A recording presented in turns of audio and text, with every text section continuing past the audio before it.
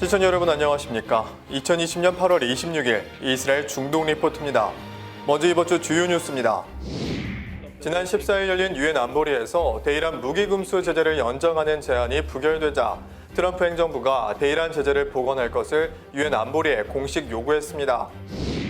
이스라엘과 아랍에미리트 간의 역사적인 평화 조약이 체결된 가운데 이스라엘과의 평화 협정에 동참할 다음 후보국으로 바레인과 오만, 수단이 언급됐습니다.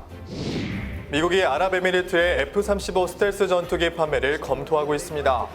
이 전투기는 미국이 중동 지역에서 이스라엘 외의 다른 국가에게는 판매하지 않았던 것이며 무기 판매가 이스라엘과 아랍에미리트 간의 평화 협정의 일환이 아니냐는 의혹이 제기되고 있습니다.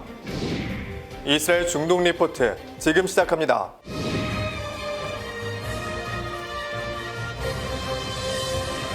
첫 소식입니다. 지난 14일 열린 유엔 안보리에서 대이란 무기 금수 제재를 연장하는 제안이 부결되자 트럼프 행정부가 대이란 제재를 복원할 것을 유엔 안보리에 공식 요구했습니다.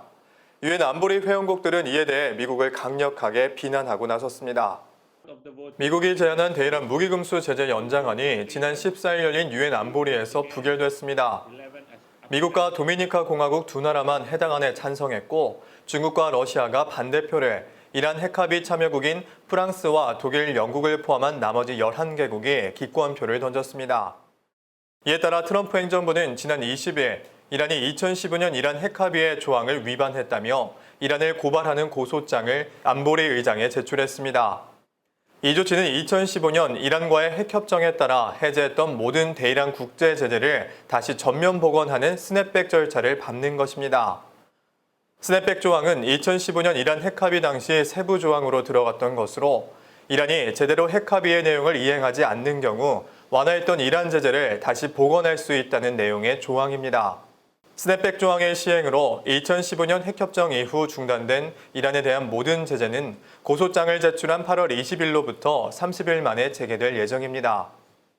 폼페이오 국무부 장관은 유엔 사무총장과의 만남 이후 기자들에게 우리의 메시지는 매우 간단하다며 미국은 세계 최대의 테러 지원국에 비행기, 탱크, 미사일과 같은 무기를 자유롭게 사고 파는 것을 결코 허용하지 않겠다고 말했습니다. 한편 유엔 안보리 15개 이사국 중에 13개국이 미국의 대이란 제재 복원 요구에 대해 비난하며 서한으로 반대 의사를 밝혔다고 로이터 통신은 전했습니다.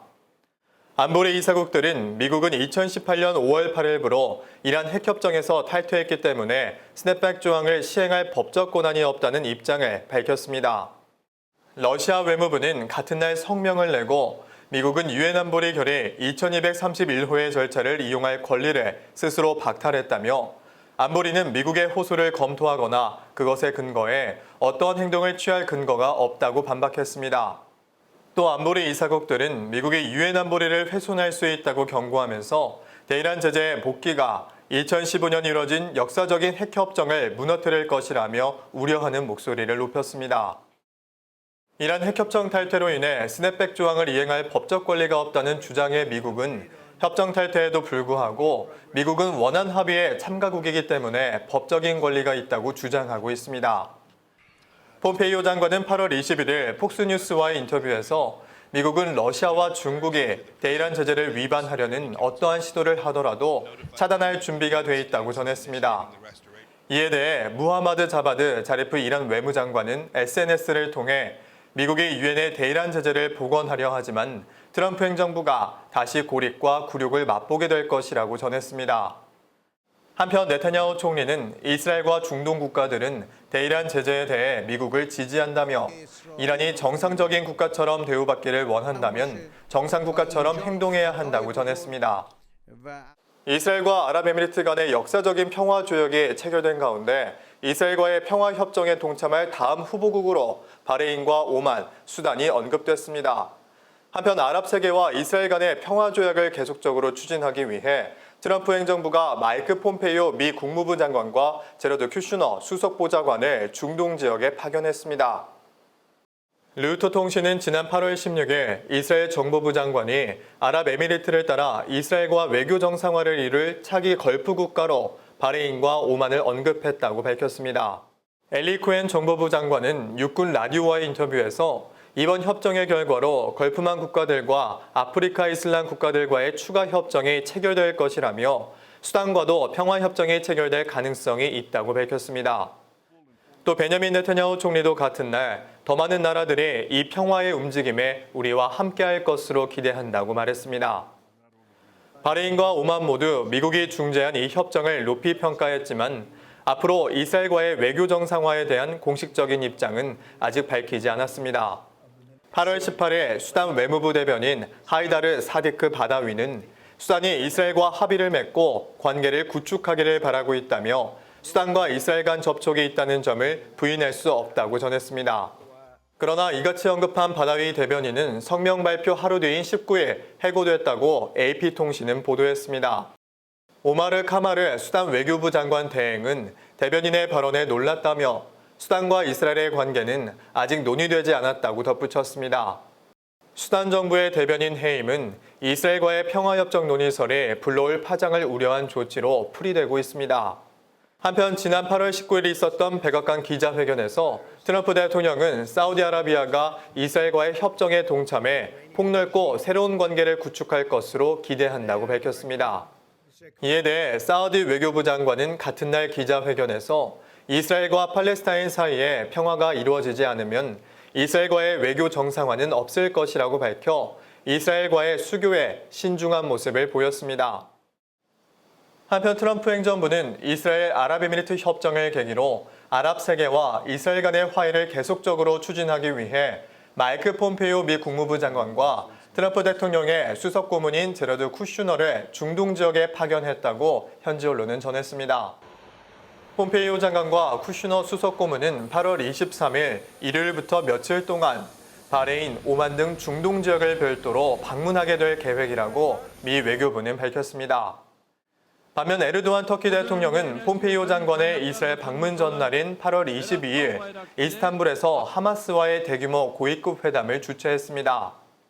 이번 회담은 터키가 이란과 점점 더 긴밀한 관계를 맺는 가운데 모스크바로부터 방공 시스템을 구입하는 과정에서 현재 하마스와 손을 잡고 있다는 것을 보여주려는 의도로 풀이된다고 현지 언론은 전했습니다. 또 이스라엘과 아랍에미리트가 평화를 이루는 가운데 하마스의 정통성을 높이기 위한 방안으로 이 같은 회담을 주최한 것으로 보여진다고 현지 언론은 풀이했습니다. 미국이 아랍에미리트의 F-35 스텔스 전투기 판매를 검토하고 있습니다. 이 전투기는 미국이 중동 지역에서 이스라엘 외의 다른 국가에게는 판매하지 않았던 것이며 무기 판매가 이스라엘과 아랍에미리트 간의 평화협정의 일환이 아니냐는 의혹이 제기되고 있습니다.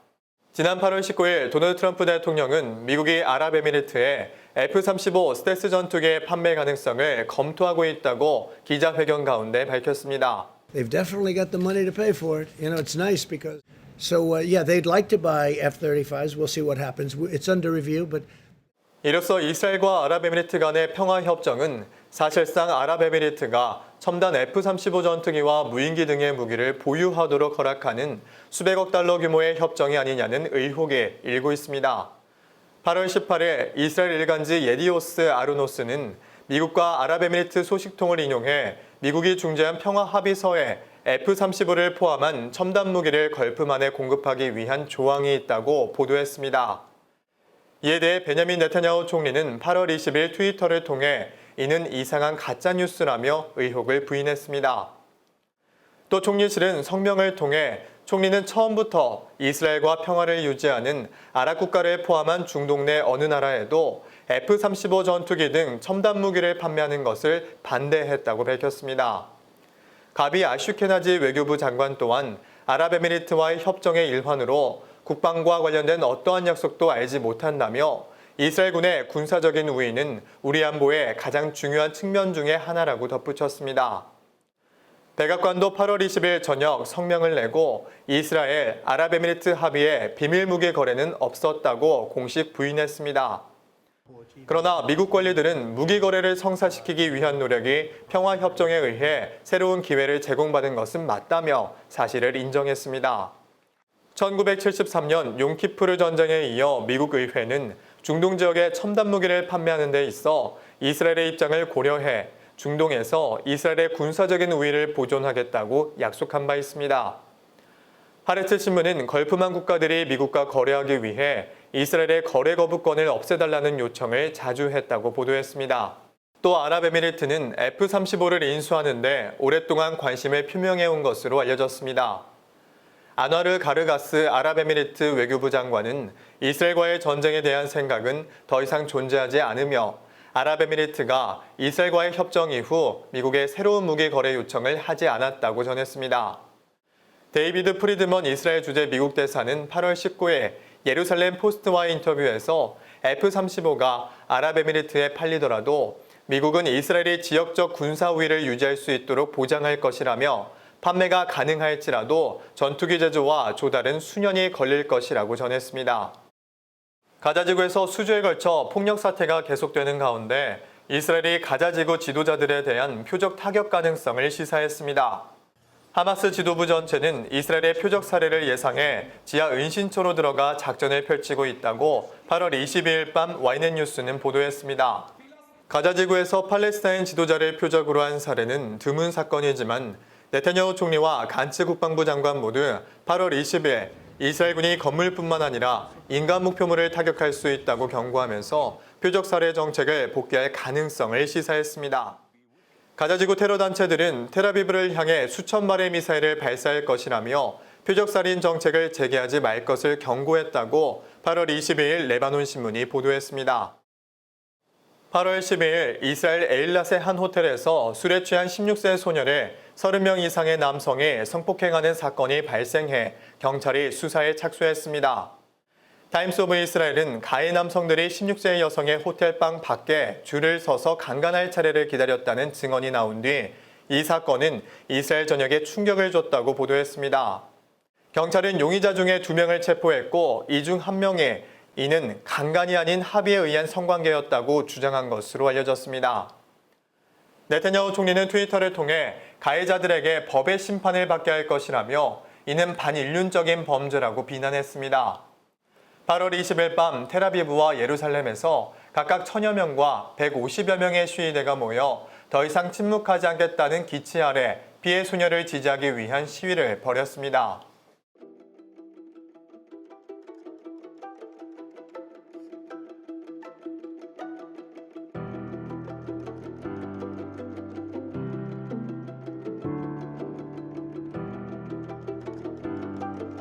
ההסתייגות לא התקבלה. הסתייגות מספר 32.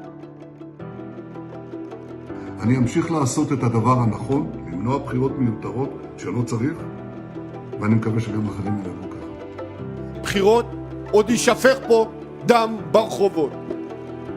ולכן בשעה כזו אני לא אתן לאף אחד לאיים על אזרחי ישראל בבחירות. 오늘 저희가 준비한 소식은 여기까지입니다. 시청해주신 여러분 고맙습니다.